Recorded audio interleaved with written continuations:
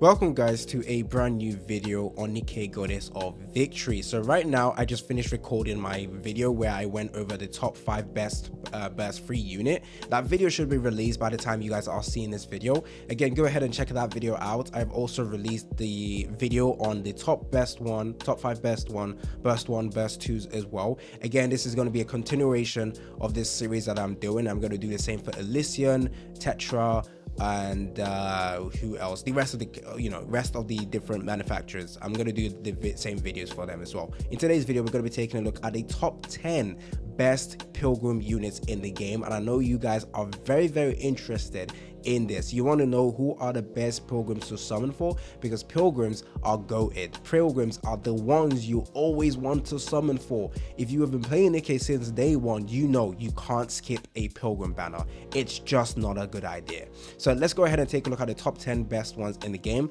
And luckily for me, I have managed to obtain every single Pilgrim unit in the game. The only one I was missing previously was Scarlet, but I finally got her. So I got her a while ago, but still, it's still great to talk about because she was the only one that was giving me the most amount of trouble to obtain. So as you can see, I have every single Pilgrim character. We did get 3 new Pilgrim character this month, the anniversary month, so of course we're going to mention them as well in this video because some of them are actually pretty good. Well, one of them is mid, well, actually terrible, or not terrible, just mid. Anyways, hopefully you guys enjoy this video and let's get right into it. So first of all, let's just filter this up right now. As you can see, this is it. Of course, if you see the Pilgrim units that I have not, I need to actually take her off. She's not someone I want to include. In fact, I need to take this 4 characters out of the synchro.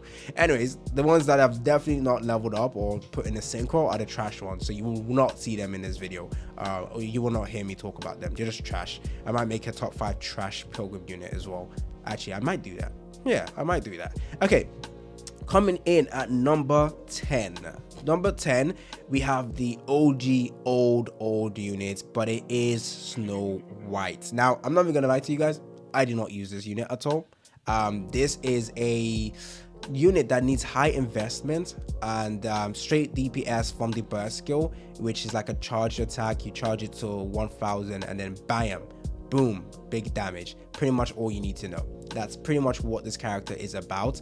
And of course the damage is good, but the reason why he is not, or she, sorry, why am I saying E? The reason why Snow White is not above is simply because she only does good amount of damage from the burst.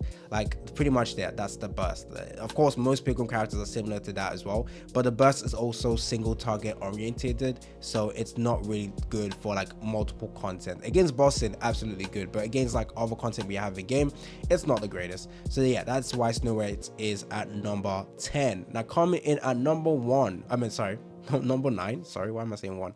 Coming in at number 9, I had to go with Dorrey. Now, people are gonna keep annoying me about this. I don't dislike Dorrey. I think she's an extremely cool looking character, but we've just been getting so many broken Pilgrim characters recently, but that she had to go down a bit. And again, you don't really use Dorrey unless you're doing a solo raid or the union stuff. That's when you actually use her, but she's not your number 1 pick, not even your number top 5 pick for burst 1 units in general, because she has a different role. She's a straight up DPS unit for a burst 1. Typically for a burst 1, what we want is a buffer, but of course because Dorrey does insane amount of damage, she can get away with that, but at the same time she's not going to be your consistent pick for every team you go with or teams you go with. So that's why I put her down there. But again, damage is actually pretty good. She does have supportive capability, which she does allow you to increase your damage against parts. Now I think starting from number 9, those are characters that are actually just used universally, like good every single place, in my opinion. Of course, against parts she does scale even higher, but still, I think Dorrey is still a great pick, absolutely amazing. So yeah, I really do like this character, and I think she's absolutely strong. Maybe she needs a dedicated support character that will help her deal better damage in general. She's a 20-second burst one, which is perfectly good. Yeah, very nice character, and she has a very cool look at this. This is very cool. Anyways, that's Dorrey at number 9. Coming in at number 8, we have Rapunzel, another OG character. Actually, should I put Dorrey above Rapunzel? to be honest, the number 5, from number 10 to 5, it doesn't really matter where they're placed, in my opinion. They're just all good, but of course not top 5, so let's just forget about them, I guess. Rapunzel is extremely good. At the same time, not my number 1 pick as well for content clearing. She's a very good supportive character, able to heal, able to revive, but again, 60-second cooldown for her burst skill is pretty much the only issue I find with her. But I might have missed other issues with her. But I think people can argue that Dorrey should be above Rapunzel. But you know what, I like Rapunzel, good in PvP, good in PvE content. So yeah, very, very solid pick in my opinion. Actually, yeah, people can say, yeah, actually, you know what, people are definitely gonna say Dorrey's above Rapunzel. It is what it is. Next up, we have number 7. We have the OG Scarlet, the one that was giving me run for my money. Very, very good DPS character. She does need investment with the gears over here. I'm not even gonna lie, the moment I pulled her, I didn't even have to use her. I'm sorry, like, we just got in so many over like broken DPS characters. Not saying she's not broken, but like, she's not my number 1 pick for DPS, you know. So that's why I've built her up, but like, I don't use her. I mean, other teams, when we're doing like solo raid and stuff, of course I would use her, but she's like my last team. So yeah, very good character though. Very, very strong DPS character. Very, very good. Looks pretty cool as well. Overall, solid pick. Solid pick. Okay, that's number 7. Now coming in at number 6, we have a new unit. Yes, we have, where is she? We have, damn, where are you hiding? Grave. We have Grave. Now, people for some reason were calling her mid, or like she's not as overpowered, but I still think she's extremely strong. Like, I don't know why people say she's not overpowered. She's coming in at number 6. I think that's overpowered in my opinion, but of course this is my own rankings and stuff. You guys can disagree or whatnot. Again, if you guys disagree with this list, absolutely fine. Just tell me down in the comment section where you would place certain characters, and it's fine as long as you can explain your own thoughts and opinion. But why I like this character is because she buffs. Of course, her buffs are not universe. Actually, she doesn't buff really. Well, she does with pierce damage. It's not a damage that everyone would love. It's only really good for characters that do pierce damage, of course, so increasing the pierce damage. And the burst gauge for this speed is actually pretty useful as well. Besides that, the only real issue with her, in my opinion, is for her burst 2 character, she has 0 survivability kit for the team, which is very, very annoying because burst 2s are great buffers with great survivability for the team as well. So that's really the only main issue with her. Another issue is the fact that not everyone can actually use her buffs with the pierce damage, so she's not going to be a number 1 pick for burst 2, but in that certain team she's actually extremely good, and that's why I've included her at number 6. Now coming in at number 5,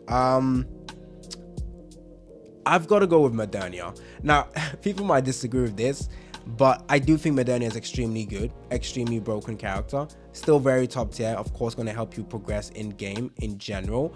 But I've just been liking a lot more of these straight up broken, like overall increase in damage, like Pilgrim character. I don't know if that made any sense, but we've been getting Pilgrim characters that just deal overall amazing amount of damage to bossing. Of course, Madia is good against bossing as well, but the overall DPS they do is just absolutely crazy. So that's why I've had to put Madia at number 5, but it's still extremely good, extremely good character over here.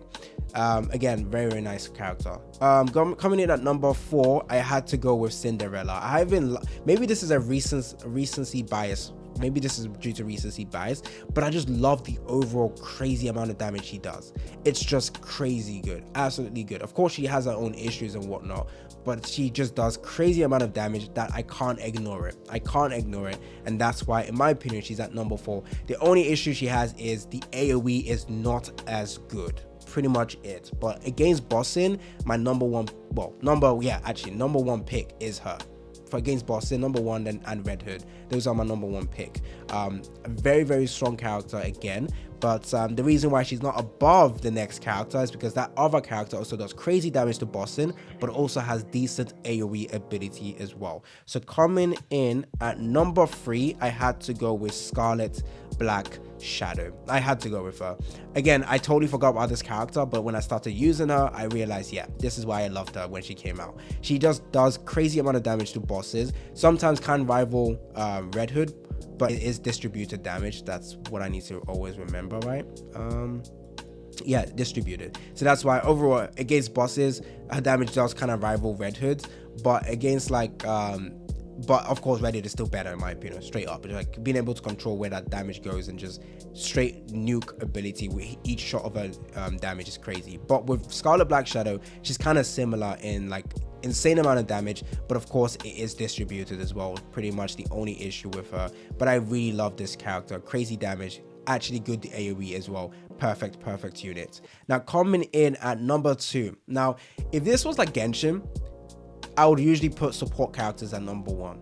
I think that's what I would actually, you know what, I'm doing it. So number 2, I went with Red Hood. I know people are going to disagree with this, but I think support characters are just overall better to have in general in any games because they're harder to power creep, and character at number 1 is just straight broken.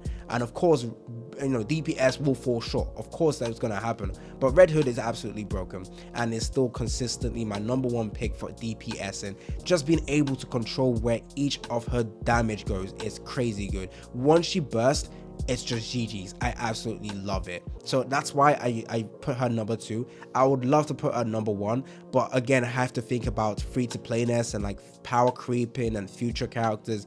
That other character at number 1 just has to be there. So number 1, of course, in my opinion, has to be Crown, because it's support, guys. Support characters will last longer. She's crazy good as a support character, and she's just broken, absolutely broken. Helping reload speed, increasing attack,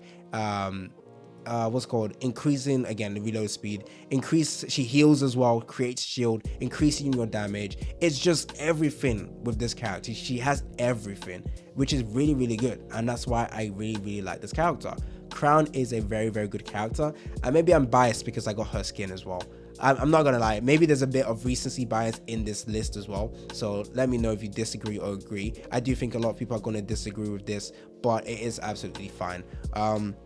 Anyways, don't forget to like and subscribe. Stay tuned for more content on NIKKE Goddess of Victory. This is my ranking on the top 10. Of course, people are going to have different rankings. You can obliterate actually don't obliterate the dislike button. Just tell me your own opinion and it'll be cool. It's been your boy AC Gamer. Don't forget to like and subscribe, and I'm out.